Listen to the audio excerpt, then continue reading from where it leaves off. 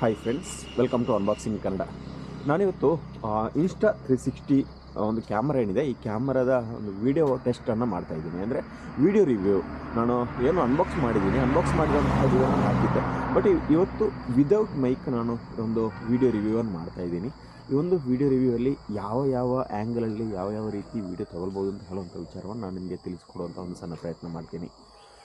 ಇದು ನಾನಿವಾಗ ಮೇಯ್ನಾಗಿ ಹೈವೇಗೆ ಎಂಟ್ರಿ ಆಗ್ತಾಯಿದ್ದೀನಿ. ನೋಡಿ, ರೋಡಿಗೆ ಎಂಟ್ರಿ ಆಗ್ತಾಯಿದ್ದೀನಿ. ರೋಡಲ್ಲಿ ಬಂದುಬಿಟ್ಟು ನನಗೆ ಈ ರೀತಿ ವ್ಯೂ ಸಿಗ್ತಾಯಿದೆ. ನೋಡಿ, ಇದು ರೋಡಲ್ಲಿರುವಂತಹ ವ್ಯೂ. ಇದು ಎರಡೂ ಸೈಡನ್ನು ನೋಡಬೇಕಂದ್ರೆ ನನಗೆ ಈ ರೀತಿ ವ್ಯೂ ಸಿಗ್ತಾಯಿದೆ.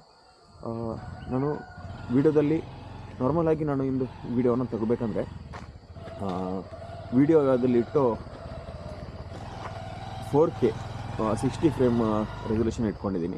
ಅಂದರೆ 5.7K ರೆಸೊಲ್ಯೂಷನ್ ಇತ್ತು, ಬಟ್ ನನಗೆ ಅದು ಕ್ಲಾರಿಟಿ ಅಷ್ಟೇನು ಪಕ್ಕ ಅಂತ ಅನ್ನಿಸ್ತಾ ಇಲ್ಲ. ಅದಕ್ಕಾಗಿ ನಾನು ಇದನ್ನು ಹಿಡ್ತಾ ಇದ್ದೀನಿ. ಬಟ್ ವಾಯ್ಸ್ ಯಾವ ರೀತಿ ಇದರಲ್ಲಿ ನಾಯ್ಸ್ ಕ್ಯಾನ್ಸಲೇಷನ್ ಯಾವ ರೀತಿ ಆಗುತ್ತೆ ಅಂತ ನನಗೆ ಗೊತ್ತಿಲ್ಲ. ಬಟ್ ಎಕ್ಸ್ಟರ್ನಲ್ ಮೈಕನ್ನು ಅಂದರೆ ಇದರಲ್ಲಿ ಬರುವಂತಹ ಮೈಕನ್ನು ಯೂಸ್ ಮಾಡ್ತಾ ಇರುವಂಥದ್ದು.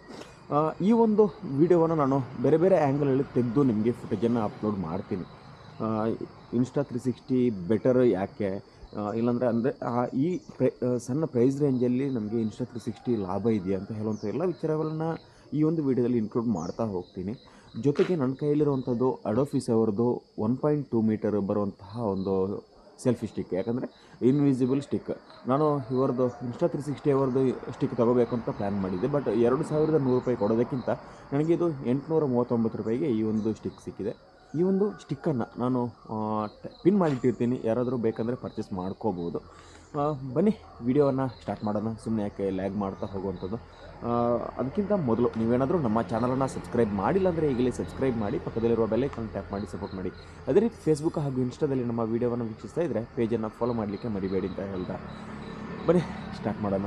360ಯಲ್ಲಿ ಒಂದು ಲಾಭ ಅಂತ ಅಂದ್ಕೊಂಡ್ರೆ ನಾರ್ಮಲಾಗಿ ನೋಡಿ, ನಾನು ಇವಾಗ ಈ ಒಂದು ಸೆಲ್ಫಿ ಸ್ಟಿಕ್ಕನ್ನು ಹಿಡ್ಕೊಂಡು, ಅಂದರೆ ಇನ್ವಿಸಿಬಲ್ ಸ್ಟಿಕ್ಕನ್ನು ಹಿಡ್ಕೊಂಡು ನಾನು ಈ ರೀತಿ ಕ್ಯಾಮ್ರಾನ ಹಿಡ್ಕೊಂಡಿದ್ದೀನಿ. ಬಟ್ ನಾನು ಇನ್ನೂ ಸ್ವಲ್ಪ ಲಾಂಗಾಗಿ ಇಟ್ಕೊತೀನಿ. ಸ್ವಲ್ಪ ಹೈಟಲ್ಲಿ ಇರುತ್ತೆ ನೋಡಿ, ನಮಗಿಂತ ಸ್ವಲ್ಪ ಹೈಟಲ್ಲೇ ಬರುತ್ತೆ ಇದು. ನಾರ್ಮಲಾಗಿ ನಾನು ನಡ್ಕೊಂಡು ಹೋಗಬೇಕಂದ್ರೆ ಯಾವ ರೀತಿ ಬರುತ್ತೆ ಇದರ ಒಂದು ಫುಟೇಜ್ ಅಂತ ಹೇಳುವಂಥದ್ದು ಒಂದು ವಿಚಾರ ಇದು. ಇನ್ನೊಂದು, ಇದೇ ಒಂದು ವಿಡಿಯೋವನ್ನು, ಯಾಕಂದರೆ ನಾನು ಇದೇ ಕ್ಯಾಮರಾವನ್ನು ನನ್ನ ಬೆನ್ನ ಮೇಲೆ ಈ ಒಂದು ಸ್ಟಿಕ್ಕನ್ನು ನನ್ನ ಬೆನ್ನ ಮೇಲೆ ಹಾಕಿದಾಗ ಅದರ ಫುಟೇಜ್ ಯಾವ ರೀತಿ ಇರುತ್ತೆ ಅಂತ ಹೇಳ್ಕೊಂಡ್ರೆ, ನಾವು ನಡೀತಾ ಇರಬೇಕಂದ್ರೆ ನಮಗೆ ಅಂದರೆ ನಮ್ಮ ವೀಡಿಯೋನ ಬೇರೆ ಯಾರೋ ತಗೊಂಡ ರೀತಿಯಲ್ಲಿ ಇರುತ್ತೆ. ಯಾಕಂದರೆ ನಾವು ನಡೀತಾ ಇರಬೇಕಂತ ಬೇರೆ ಯಾರೋ ಬ್ಯಾಕಿಂದ ಕ್ಯಾಮರಾ ಹಿಡ್ಕೊಂಡ ರೀತಿಯಲ್ಲಿ ಕೂಡ ಆ ಒಂದು ವಿಸಿಬಲ್ ಕೂಡ ಸಿಗುತ್ತೆ. ನೋಡಿ, ಅದನ್ನು ನಿಮಗೆ ಟೆಸ್ಟ್ ಮಾಡ್ತಾಯಿದ್ದೀನಿ ನಾನು. ನೋಡಿ, ನನಗಿವಾಗ ಈ ಒಂದು ಕ್ಯಾಮ್ರಾವನ್ನು ನನ್ನ ಈ ಸ್ಟಿಕ್ಕನ್ನು ನನ್ನ ಬೆನ್ನ ಹಿಂದೆ ಹಾಕ್ಕೊಂಡಿದ್ದೀನಿ. ನನ್ನ ಬೆನ್ನ ಹಿಂದೆ ಹಾಕ್ಕೊಂಡಾಗ ನನಗೆ ಈ ಒಂದು ಫುಟೇಜ್ ಯಾವ ರೀತಿ ಬರುತ್ತೆ ನೋಡಿ. ಯಾಕಂದರೆ ನಾನು ಈಗ ಜಸ್ಟ್ ಸಿಂಪಲಾಗಿ ನಡೀತಾ ಇದ್ದೀನಿ, ನಡ್ಕೊಂಡು ಹೋಗುವಂಥದ್ದು. ಇವಾಗೆಲ್ಲಾದರೂ ಬ್ಯಾಗ್ ಹಾಕ್ತಾ ಇರ್ತಿದ್ರೆ, ನನ್ನ ಬೆನ್ನ ಹಿಂದೆ ಬ್ಯಾಗ್ ಇರ್ತಿದ್ರೆ, ಈ ಒಂದು ಕ್ಯಾಮ್ರಾನ ಬ್ಯಾಗಿಗೆ ಸಿಕ್ಕಿಸ್ಕೊಂಡ್ರೆ ಈ ಒಂದು ಸ್ಟಿಕ್ಕನ್ನು ಯಾರೋ ಬ್ಯಾಕಿಂದ ಫೋಟೋ ತಗೊಂಡ ಹಾಗೆ, ಯಾರೋ ಬ್ಯಾಕಿಂದ ಕ್ಯಾಮ್ರಾ ಹಿಡ್ಕೊಂಡ ಆ ರೀತಿ ಫೀಲ್ ಬರುತ್ತೆ. ನಮಗದು ಗೊತ್ತೇ ಆಗೋದಿಲ್ಲ, ನಾವೇ ಯೂಸ್ ಮಾಡ್ತಿರೋದಂತ ಇನ್ನೊಂದಿಗಂತೂ ಗೊತ್ತಾಗಿ ಚಾನ್ಸಸ್ಸೇ ಇಲ್ಲ ಇದರಲ್ಲಿ. ಅದೊಂದು ವಿಶೇಷ ಅಂತಲೇ ಹೇಳ್ಬೋದು. ಇದರಲ್ಲಿರುವಂತಹ ಇನ್ನೊಂದು ಫೀಚರ್ ಅಂತ ಹೇಳಿದ್ರೆ, ಇದು ನೋಡಿ, ನಾನು ಇವಾಗ ಜಸ್ಟ್ ನನ್ನ ಮನೆಯ ಮುಂಭಾಗದಲ್ಲಿ ನಿಂತಿರುವಂಥದ್ದು. ಇಲ್ಲಿಂದ ಈ ಒಂದು ಕ್ಯಾಮರಾವನ್ನು ಈ ರೀತಿ ನಾನು ಅಪ್ ಮಾಡ್ತೀನಿ. ಸಿಂಪಲಾಗಿರುವಂತಹ ಒಂದು ಫುಟೇಜ್ ಇದು ನೋಡಿ. ಸಿಂಪಲಾಗಿ ನಾನು ಇಷ್ಟೇ ಇದರಲ್ಲಿ ಇದು ಮಾಡಿರುವಂಥದ್ದು. ಬಟ್ ಇದರಲ್ಲಿ ನಮಗೆ 360 ವ್ಯೂ ತೊಗೋಬೇಕಂತ ಹೇಳಿದ್ರೆ ಅದು ಯಾವ ರೀತಿ ಇರುತ್ತೆ ಅಂತ ಹೇಳೋದನ್ನು ನೀವೇ ನೋಡ್ಕೊಳ್ಳಿ.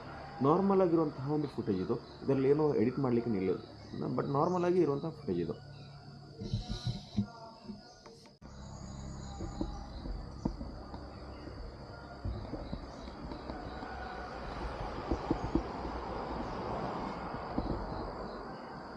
ಈಗ ನನಗಿಂತನೂ ಹೈಟಲ್ಲಿ, ಯಾಕಂದರೆ ಈ ಒಂದು ಅಡೋಫಿಸ್ ಅವ್ರದ್ದು ಏನು ಸ್ಟಿಕ್ ಇದೆ, ಈ ಸ್ಟಿಕ್ಗಿಂತನೂ ಅಷ್ಟೇ ಸೇಮ್ ಉದ್ದ ಇರುವಂತಹ ಇನ್ನೊಂದು ಸೆಲ್ಫಿ ಸ್ಟಿಕ್ಕನ್ನು ಹಾಕ್ಕೊಂಡಿದ್ದೀನಿ. ಇನ್ವಿಸಿಬಲ್ ಸ್ಟಿಕ್ ಜೊತೆಗೆ ಒಂದು ಸೆಲ್ಫಿ ಸ್ಟಿಕ್ಕು. ಇದು ಯಾವ ರೀತಿ ಬರುತ್ತೆ ಅಂತ ಹೇಳಿ ಗೊತ್ತಿಲ್ಲ, ಬಟ್ ಟ್ರೈ ಮಾಡೋಣ. ಇದರ ಒಂದು ವಿಡಿಯೋ ಕ್ವಾಲಿಟಿ ಯಾವ ರೀತಿ ಇರುತ್ತೆ, ಜೊತೆಗೆ ಆಡಿಯೋ ಕ್ವಾಲಿಟಿ ಯಾವ ರೀತಿ ಬರುತ್ತೆ ಅಂತ ಹೇಳ್ಕೊಂಡು. ಯಾಕಂದರೆ ಆಡಿಯೋ ಕ್ಯಾಪ್ಚರ್ ಆಗುತ್ತೆ ಅಂತೇಳಿ ಗೊತ್ತಿಲ್ಲ, ಇಷ್ಟೊಂದು ಹೈಟಲ್ಲಿರುವಂಥ ಕಾರಣ. ಇದರಂದರೆ ಸುಮಾರು ಒಂದು 2.5 ಮೀಟ್ರಿಗಿಂತನೂ ಹೆಚ್ಚಿನ ಹೈಟಲ್ಲಿರುವಂತಹ ಒಂದು ವಿಡಿಯೋ ಇದು. ಜಸ್ಟ್ ನೋಡೋಣ, ನಾನು ನನ್ನ ಮನೆಯ ಒಂದು ವಿಡಿಯೋ ಮಾಡ್ಕೋತೀನಿ. ಜೊತೆಗೆ ಅದು ಸೆಲ್ಫಿ ಸ್ಟಿಕ್ ಹಾಕಿದ ಕಾರಣ ಸ್ವಲ್ಪ ಭಯ ಕೂಡ ಆಗ್ತಾಯಿದೆ, ಏನಾದರೂ ಕಟ್ಟಾಗ್ಬೋದೇನೋ ಅಂತ. ಟ್ರೈ ಮಾಡ್ತೀನಿ. ಇಷ್ಟೊಂದು ಫುಟೇಜ್ ಯಾವ ರೀತಿ ಬರುತ್ತೆ, ಡ್ರೋನ್ ಶಾಟ್ ಸಿಗುತ್ತಾ ಅಂತ ಹೇಳುವಂಥದ್ದನ್ನು ಬಟ್ ಇಷ್ಟು ನಾನು ಒಂಥರ ಸಾಹಸ ಅಂತಲೇ ಹೇಳ್ಬೋದು, ಅಗತ್ಯ ಇಲ್ಲದೆ ಸ್ವಲ್ಪ ಓವರಾಗಿ ಮಾಡ್ತೀವೋ ಅಂತ. ಯಾಕಂದರೆ ಈ ರೀತಿ ಮಾಡಿದಾಗ ಕೆಲವೊಂದು ಸಲ ನಮ್ಮ ಸೆಲ್ಫಿ ಸ್ಟಿಕ್ ಕಟ್ಟಾಗುವಂಥ ಚಾನ್ಸಸ್ ಇದೆ. ಅದಕ್ಕಾಗಿ ಈ ರೀತಿ ಮಾಡದೇ ಇರೋದು ಬೆಟರ್. 3 ಮೀಟ್ರಿದ್ದು ಒಂದು ಸೆಲ್ಫಿ ಸ್ಟಿಕ್ಸ್ ಬರುತ್ತೆ ಇದಕ್ಕೆ ಬೇಕಂದರೆ, ಇನ್ವಿಸಿಬಲ್ ಸ್ಟಿಕ್ ಬರೋ ಕಾರಣ ಅದನ್ನೇ ಹಾಕುವಂಥದ್ದು ಬೆಟರ್ ಅಂತ ನನ್ನ ಒಪಿನಿಯನ್. ಬಟ್ ನಾನು ಜಸ್ಟ್ ಟ್ರೈ ಮಾಡಿದೆ. ಈ ಒಂದು ಫುಟೇಜ್ ಯಾವ ರೀತಿ ಇದೆ ಅಂತ ಹೇಳೋದನ್ನು ನೀವು ಕೂಡ ನೋಡ್ಕೊಂಡು ಬನ್ನಿ.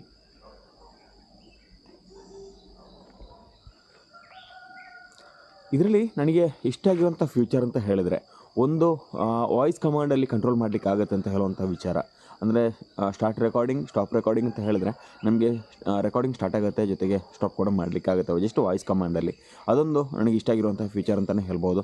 ಜೊತೆಗೆ ಇನ್ನೊಂದು ಅಂತ ಹೇಳಿದ್ರೆ, ಸುಮಾರು 26,000 ರೂಪಾಯಿಗೆ ಈ ಒಂದು ಆ್ಯಕ್ಷನ್ ಕ್ಯಾಮ್ರಾ, ಅಂದರೆ 360 ವಿತ್ ಆ್ಯಕ್ಷನ್ ಅಂತ ಇರುವಂಥ ಒಂದು ಈ ಕ್ಯಾಮ್ರಾ, ಅದು ವರ್ತ್ ಅಂತಾನೆ ಅನಿಸ್ತಾ ಇದೆ. ಬಟ್ ಒಂದು ನೆಗೆಟಿವ್ ಅಂತ ಹೇಳಿದ್ರೆ ಇದರಲ್ಲಿ ನನಗೆ ನಾರ್ಮಲಾಗಿ ನಾವು ಒಂದು ಎಕ್ಸ್ಟರ್ನಲ್ ಮೈಕ್ ಯೂಸ್ ಮಾಡಬೇಕು ಅಂತ ಹೇಳಿದ್ರೆ, ನಾವು ನಮ್ಮಲ್ಲಿರುವಂಥ ಎಕ್ಸ್ಟರ್ನಲ್ ಮೈಕ್ ಅಂತ ಹೇಳಿದ್ರೆ ಸಿಂಪಲ್ ಆಗಿರುವಂತಹ ಪಿನ್ ಕನೆಕ್ಟರ್ ಮಾಡಿದರೆ ಸಾಕಾಗುತ್ತೆ.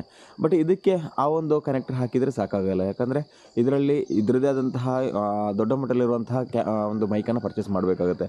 ಒಂದಾದರೆ ಇನ್ಸ್ಟಾ ಏರ್ ಅಂತ ಇರುವಂಥ ಒಂದು ಸಿಂಪಲ್ ಆಗಿರುವಂಥ ಮೈಕ್ ಯೂಸ್ ಮಾಡಿದರೆ ಅದಕ್ಕೆ ಅಡ್ಯಾಪ್ಟರನ್ನು ಯೂಸ್ ಮಾಡುವಂಥ ಅವಶ್ಯಕತೆ ಬರೋದಿಲ್ಲ, ಬ್ಲೂಟೂತಲ್ಲಿ ಕನೆಕ್ಟ್ ಆಗುತ್ತೆ. ಇಲ್ಲ ಅಂದರೆ ನಾವು ನಾರ್ಮಲಾಗಿ DJ ಇದು ಅಥವಾ ಬೇರೆ ಯಾವುದಾದ್ರೂ ಬ್ರ್ಯಾಂಡಿದು ಹಾಕಬೇಕು ಅಂತ ಹೇಳಿದರೆ ನಮಗೆ ತುಂಬ ಅಂದರೆ ತುಂಬ ಹಿಂಸೆ ಆಗುತ್ತೆ.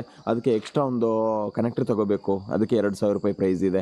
ಜೊತೆಗೆ DJ ಮೈಕಿಗೆ ಸುಮಾರು 10,000 ರೂಪಾಯಿ ಚಾರ್ಜ್ ಇದೆ. ಜೊತೆಗೆ ಒಂದು ಮೌಂಟ್ ತೊಗೊಳ್ಬೇಕು. ಇದೆಲ್ಲ ಎಕ್ಸ್ಟ್ರಾ ಕನೆಕ್ಟಿವಿಟಿ ಅಂತಲೇ ಹೇಳ್ಬೋದು.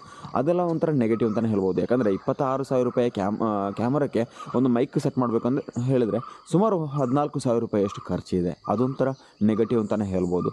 ಅದು ಬಿಟ್ಟರೆ ಮಿಕ್ಕಿದ ಇದರಲ್ಲೆಲ್ಲ ಈ ಒಂದು ಆ್ಯಕ್ಷನ್ ಕ್ಯಾಮ್ರಾ, ಅಂದರೆ 360 ಕ್ಯಾಮ್ರಾ ಜೊತೆಗೆ ಆ್ಯಕ್ಷನ್ ಕ್ಯಾಮ್ರಾ ಇದೊಂದು ವರ್ತ್ ಅಂತಲೇ ಹೇಳ್ಬೋದು. ಉಳಿದಂತೆ ನನಗಂತೂ ತುಂಬ ಇಷ್ಟ ಆಗೋಯಿತು.